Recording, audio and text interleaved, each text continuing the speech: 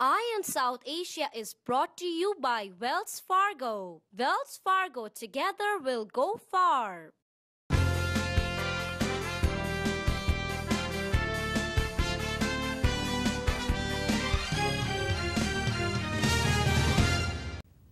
Welcome back to Ion South Asia. Sanjeev, last Friday, we had the Light of India Awards. Tell me you were there. I was there. You were there. Okay. I missed Were it. you there? Yeah, no, I wasn't there. I missed it. Yeah, it was a magnificent event. Did you by any chance attend last year's event? I didn't. No, you didn't. No. So this was the second, it's a second event, right? Yes. It's the second year of Light of India Awards, which was organized by Remit to India and Right. supported by Amrapali Group and many other. But anyway, so go ahead, carry on. Yeah, so it was conducted in the, absolutely magnificent five-star hotel, the Okay. Taj Pierre. Right. And it was very grand. There were over 300 celebrities, personalities from all different fields, Including you. including me. Right. And I wasn't called up on stage, but I'm hoping that's the next phase. Okay. And it was really pointed out by some of the nominees. They were in education, finance, entertainment, business, several different fields, Right. and they had the awards presented to them based on a jury of very well-known people as well. And they also had a People's Choice Award Right. in the same categories.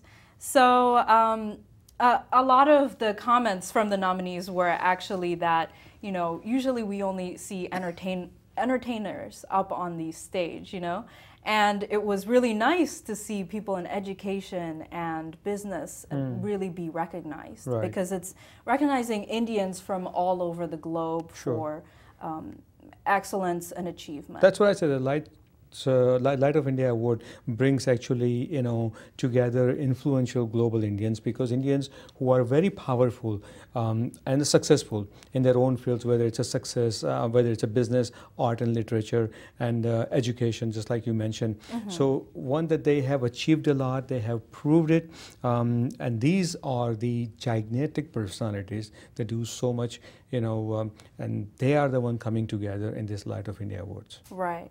And just to kind of touch on, there were several categories, but in entertainment, of course, there was Ms. Padma Lakshmi Right. and Lisa Ray. So they're Yeah. both actresses and actually both hosts of Top Chef. Top Chef. One, Lisa Ray hosts Canadian version. In the Canadian right, version. and Padma Lakshmi hosts. I thought that Indian. was interesting. Yeah. But Lisa Ray won the People's Choice, and Padma Lakshmi won the jury award. Good.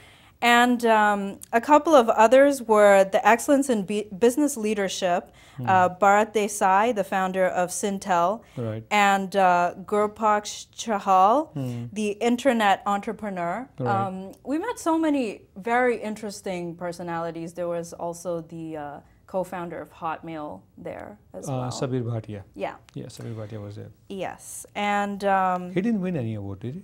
I don't think so. He was a nominee. Okay. But he didn't win an award.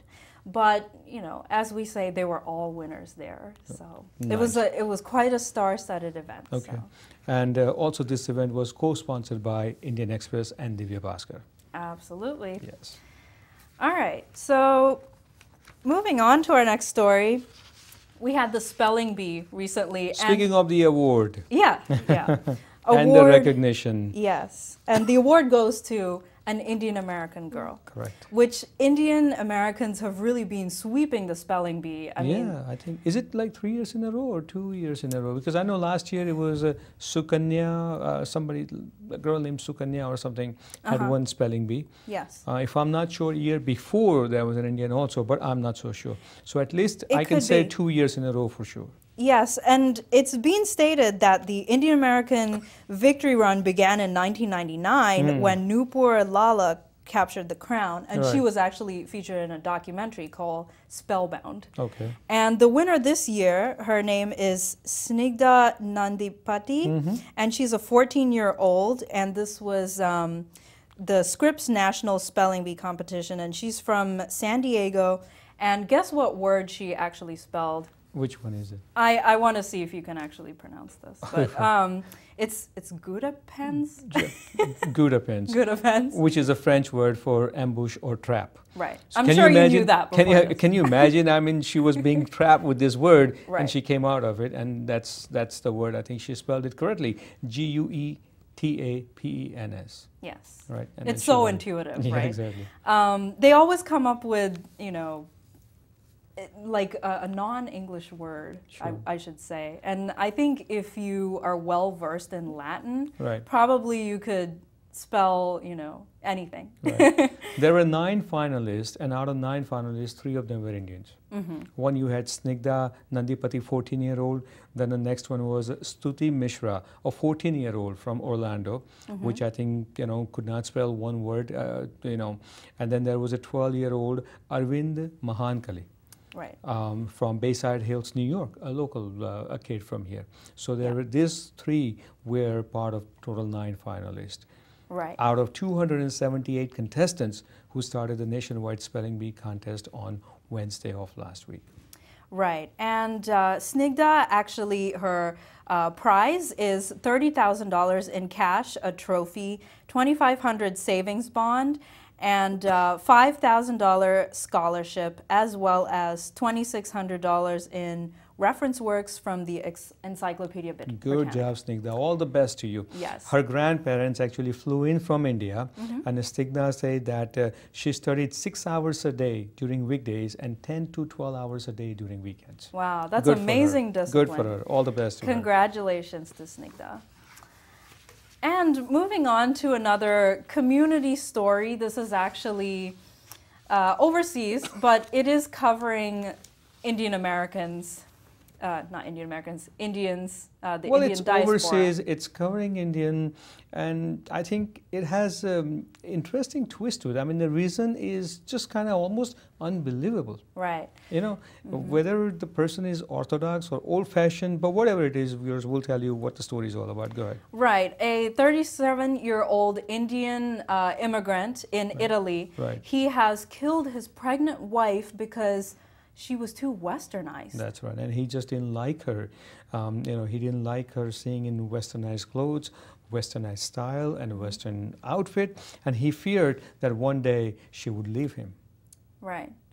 And he feared that he would lose her. Exactly. He's lost her. Yeah, exactly. I mean, Well, he killed her actually. Right. He killed her. So this person, Kulbir Singh, killed his wife, which is a Balvinde Kaur, and they've been living together for more than 10 years. They have a 5-year-old boy, and she was 3 months pregnant. yeah. And because he was either suspicious or doubtful or whatever the reason is, or he just didn't like her to be too westernized.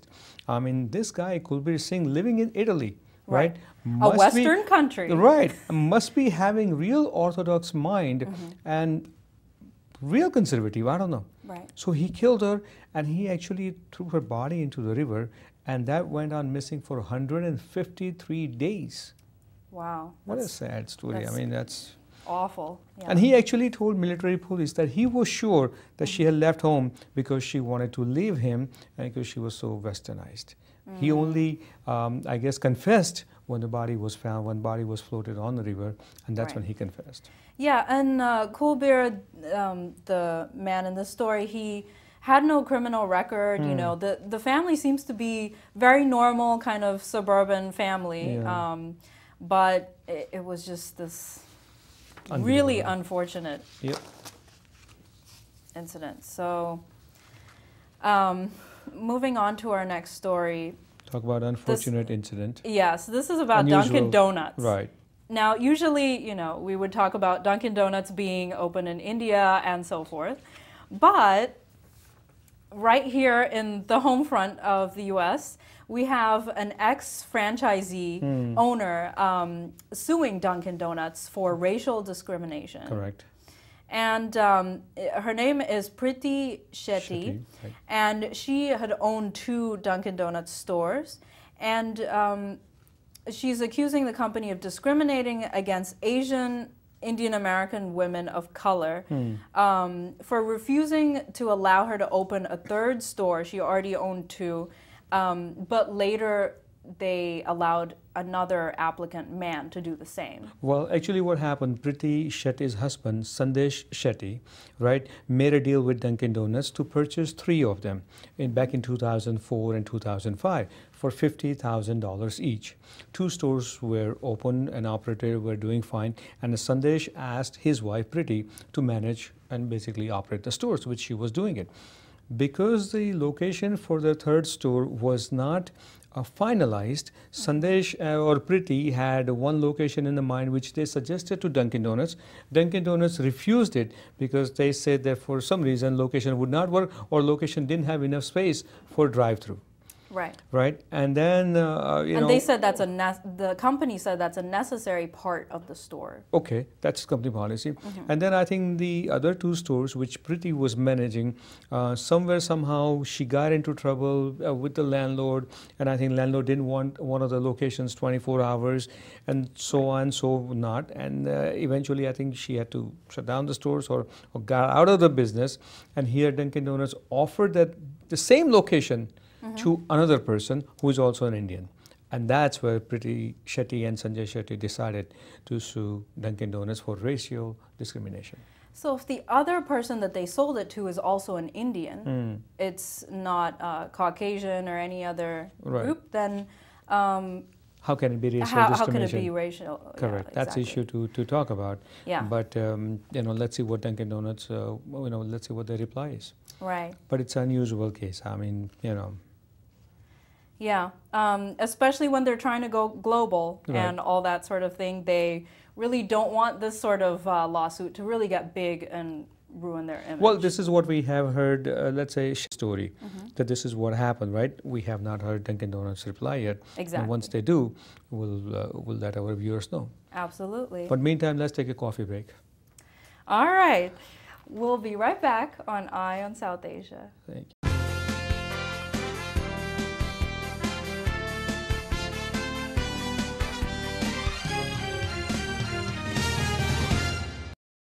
Eye on South Asia is brought to you by Wells Fargo. Wells Fargo, together we'll go far.